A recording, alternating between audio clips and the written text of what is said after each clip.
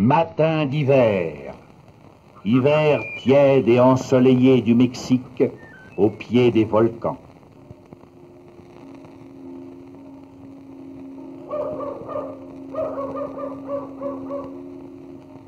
Dans le petit village de Huejotzingo, avec ses maisons basses sous un ciel énorme, la vie s'écoule tranquillement.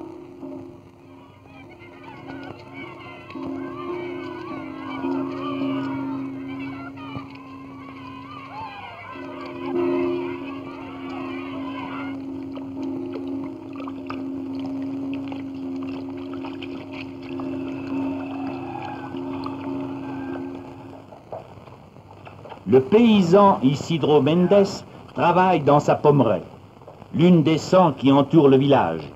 Le cidre mousseux qu'on produit ici, c'est le champagne mexicain. Voilà.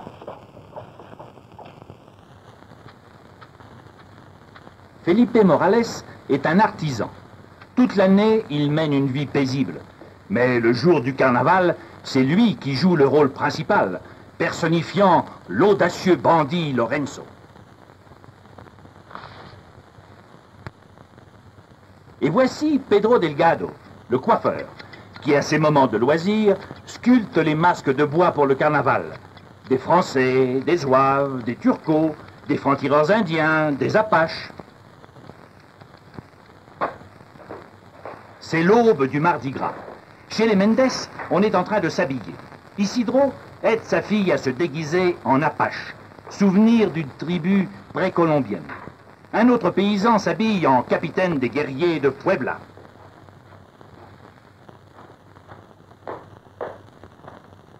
Isidro s'habille en sapeur napoléonien, de Napoléon Ier, bien que l'épisode qu'on représente dans ce carnaval rappelle l'intervention française sous Napoléon III.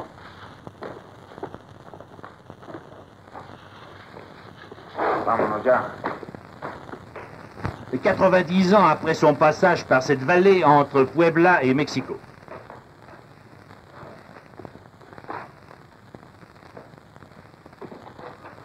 Ce paysan termine de se métamorphoser en franc-tireur.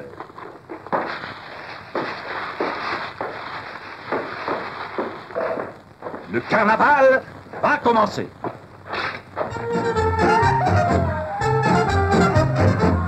Les premiers figurants.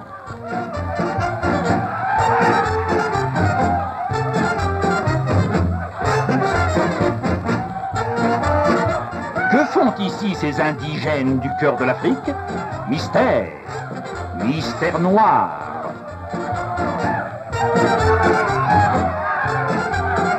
Cette jeune personne, au bras du riche monsieur en redingote, c'est la mariée. C'est elle qui sera la cause de tous les malheurs. Son père, le corrégidor de Huejotzingo, attend à l'hôtel de ville le couple pour célébrer le mariage. Le général en chef.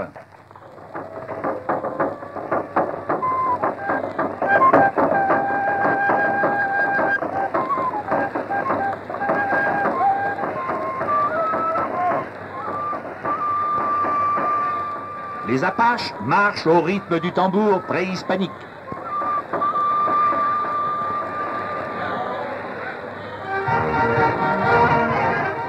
Les sapeurs défilent accompagnés par leurs fanfares et leurs clics, suivis par les francs-tireurs.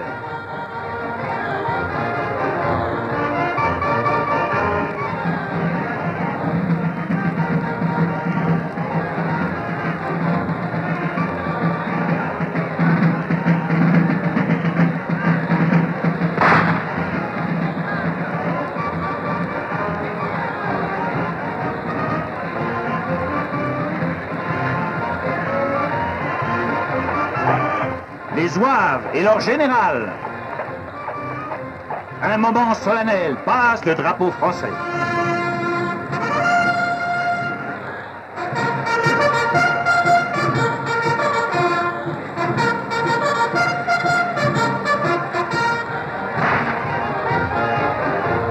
Les barbes des envahisseurs rappellent celles de l'empereur Maximilien.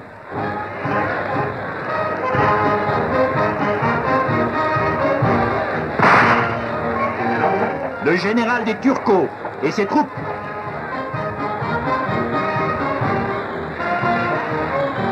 Suivant le drapeau mexicain, viennent les Indiens de Puebla.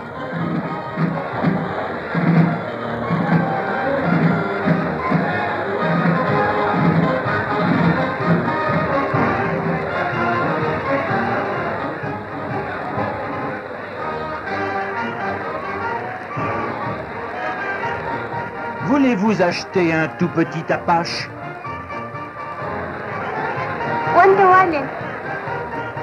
Le drame se prépare. La fiancée confie une lettre au messager du bandit Lorenzo, qui court la remettre à son patron.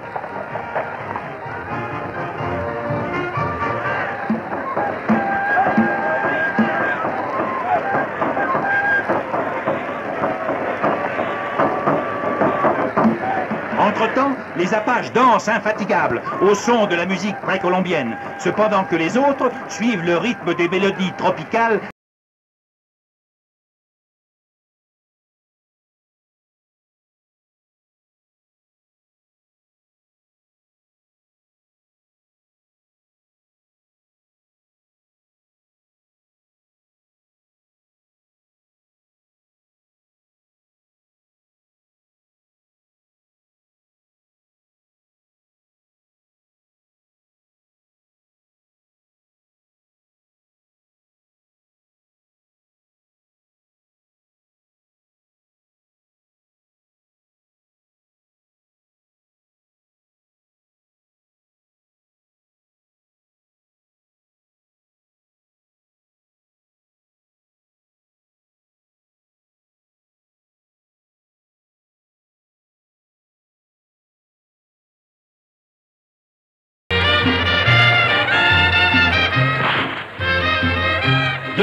Figurants dansent sur la grande place. Le peintre en bâtiment, Felipe Morales, se prépare à jouer le rôle du bandit Lorenzo. Il s'habille en charro, le costume de gala des cavaliers mexicains. La fille du corregidor l'attend, frémissant d'impatience. Il faut l'enlever avant qu'elle ne soit unie pour toujours avec le Richard, son pire ennemi. Vite, vite, à l'hôtel de ville!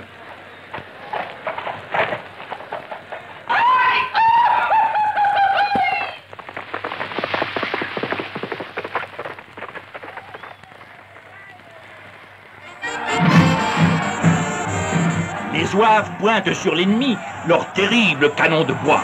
Toujours en dansant, tout le monde se prépare pour la grande bataille. On va tirer à blanc 150 000 coups de fusil.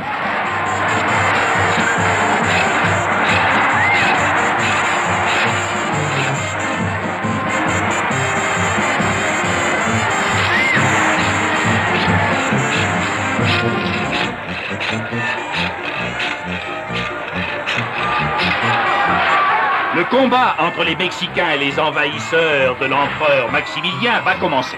Qui remportera la victoire?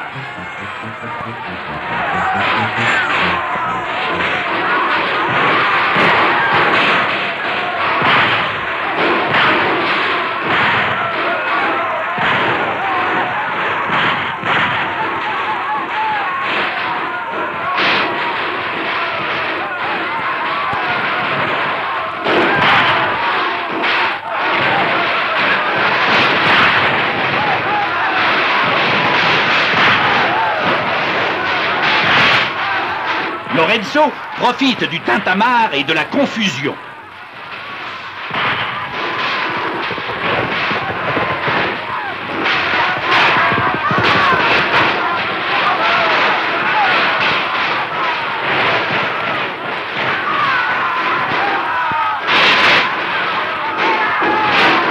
Fou de passion, le vieux Roméo monte sur le balcon pour enlever la vertueuse fille qui se laisse faire tout gentiment, aidé par les voisins compréhensifs.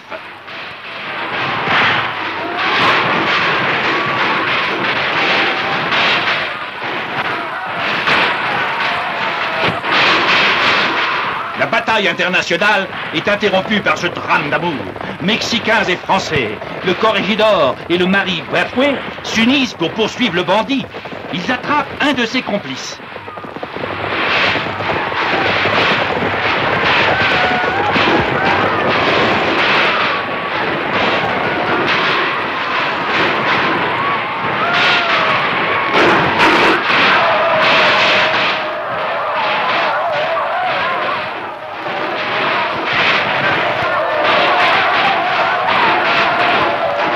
Le grand inquisiteur le condamne à être pendu sur le champ.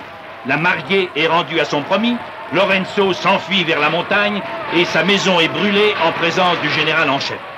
Maintenant, la bataille peut reprendre. Elle se terminera par le triomphe des Mexicains sur les Zouaves.